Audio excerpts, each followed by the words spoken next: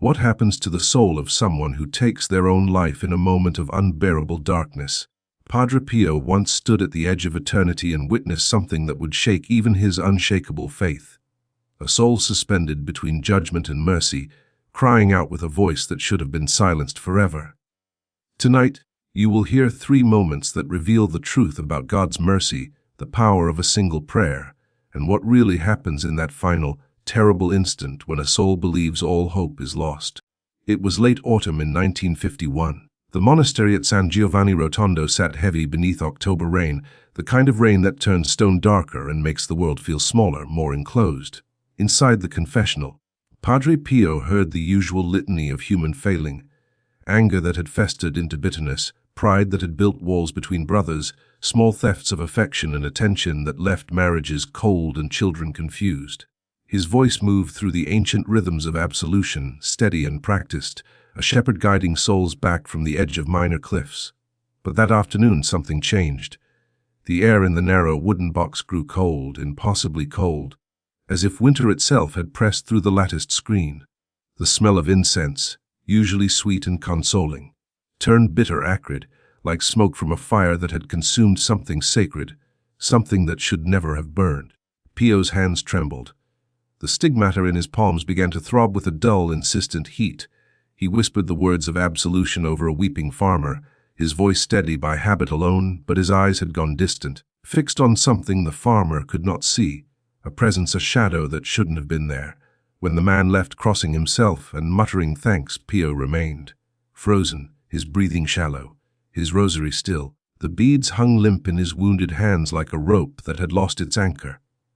The other friars found him there an hour later, slumped against the wooden partition, his face the color of ash, his lips moving in silent, desperate prayer.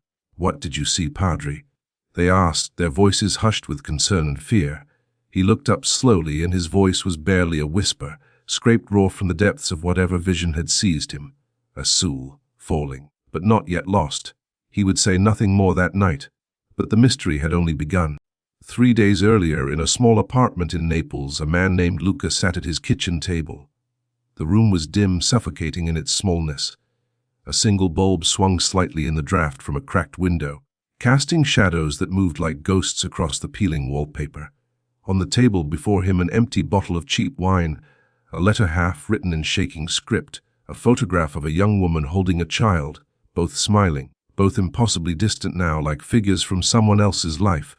Luca's hands shook as he stared at the letter. He had tried to explain, tried to find words for the collapse, the unraveling. But the words blurred together, meaningless marks on paper that could never carry the weight of what he felt. He had lost his job 6 months ago. A factory closure, sudden and cold. His wife had left 3 months after that, her patience exhausted, her love worn thin by his silence and his drinking. His daughter, his daughter, barely recognized him anymore when he visited on Sundays. Her small face would turn away, confused and afraid, as if she were looking at a stranger who wore her father's face.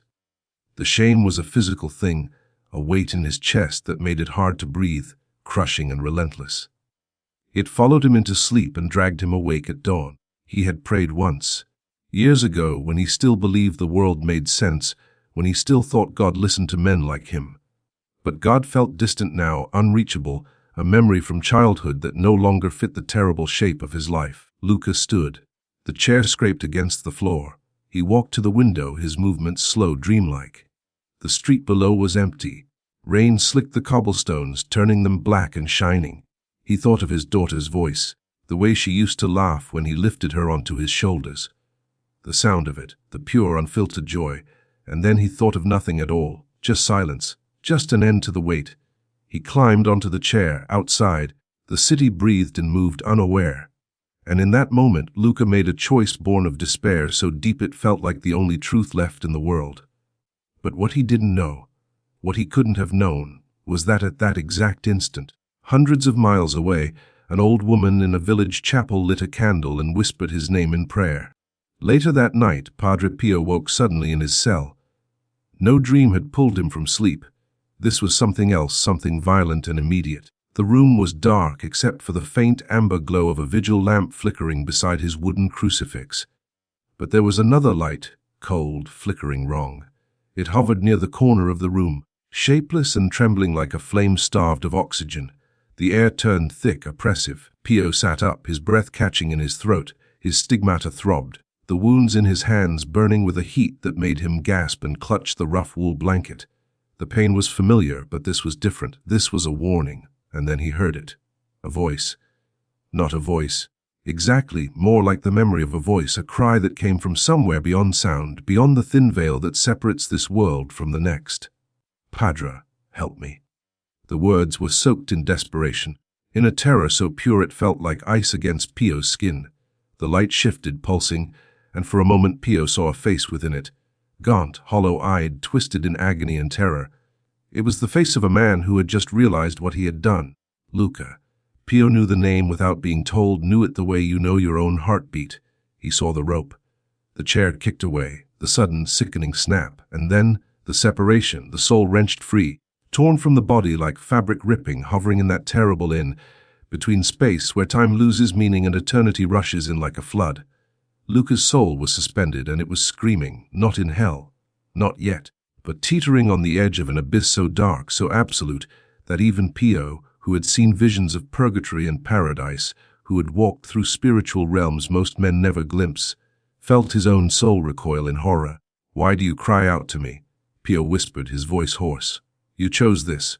But even as he said it, he felt the answer rise within him, a truth both terrible and tender, because in that final instant, that infinitesimal moment between the act and the end, Luca had felt regret, a flash of it, smaller than a spark, briefer than a breath, but real.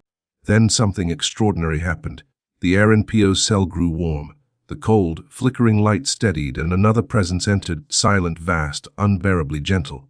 Pio fell to his knees. He knew this presence. He had felt it 1,000 times in the Eucharist, in the whisper of the confessional, in the face of suffering souls who begged for absolution.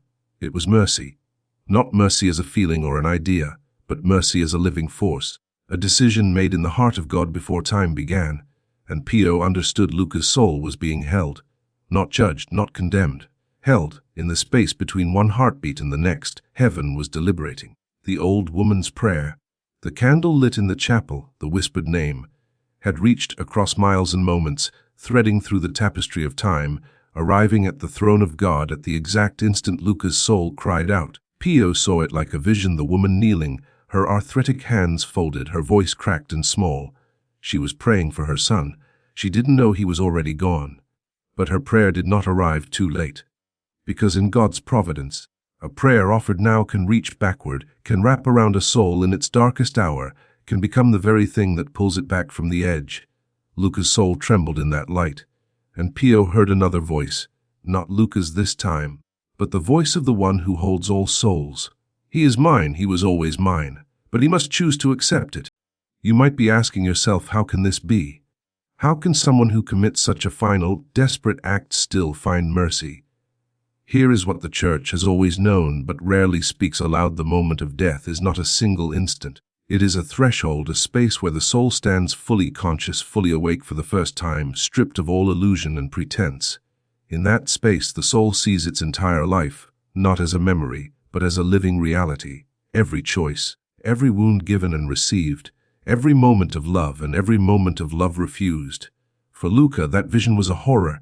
He saw his daughters face the day he stopped coming home. He saw his wife weeping in the dark. He saw the moments when grace had reached for him, a stranger's kindness, a sunrise, the sound of church bells, and he saw how he had turned away, too consumed by shame to believe he was still loved. The weight of it crushed him, and in that crushing something broke open.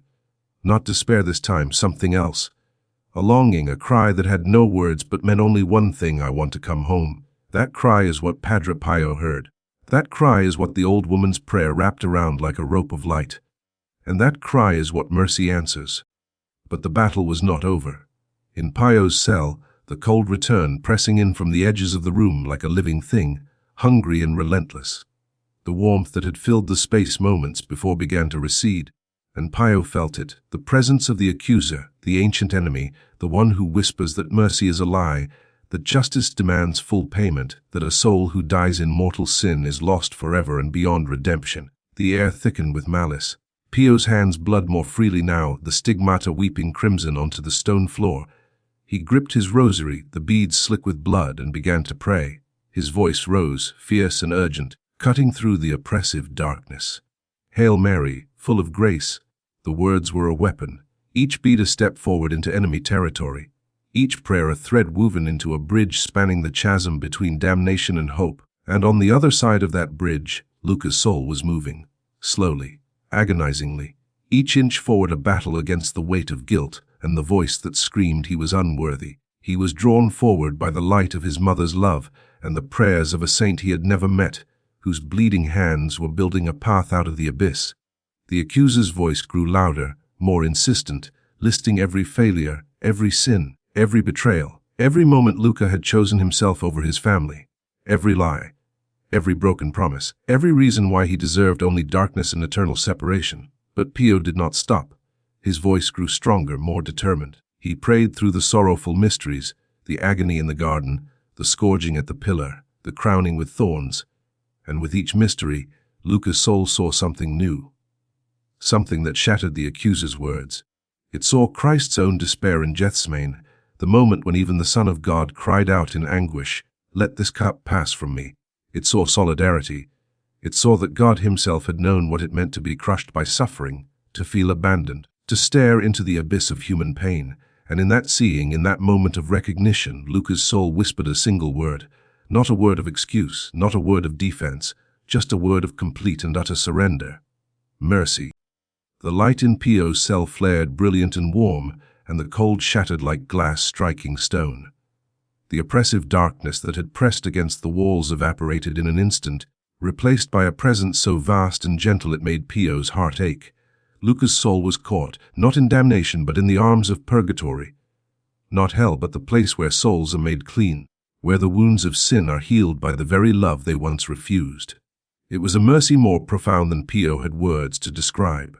Pio collapsed onto his knees, gasping, his face wet with tears that came from some deep well of relief and awe. His hands, still bleeding, pressed against the cold floor.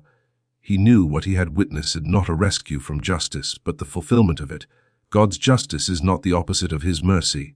It is the same thing, two sides of the same eternal coin. Justice means every soul gets exactly what it longs for in its deepest heart, stripped of all pretense, all self-deception.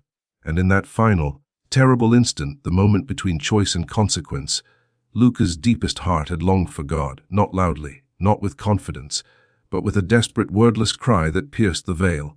It was enough, barely. A thin thread stretched across an infinite chasm. But in the economy of grace, the smallest yes can hold the weight of eternity. 3 months later, the old woman died peacefully in her sleep. She never knew in this life that her son had taken his own life. But on the other side, she learned the truth, and she learned something more beautiful still. She learned that her years of faithful, aching prayer had been the very thing that saved him. Not because her prayer changed God's mind, but because God, in his infinite love, had written her prayer into the fabric of time itself, so that it would arrive at the exact moment her son needed it most. That is the mystery of intercession. That is the power of a single Hail Mary prayed in faith. Your prayers do not arrive too late. They arrive exactly when God intends them to. Even now, the prayer you offer tonight might reach across time and wrap around a soul teetering on the edge. Someone you know, someone you've forgotten, someone you've never met. The tapestry is larger than you can see. And mercy is always waiting for the smallest cry. Pause now if you can. Offer one Hail Mary for someone in despair, for someone who believes they are beyond saving. Let your prayer become a thread of light. Because in the end, no soul is ever so lost that love cannot find it.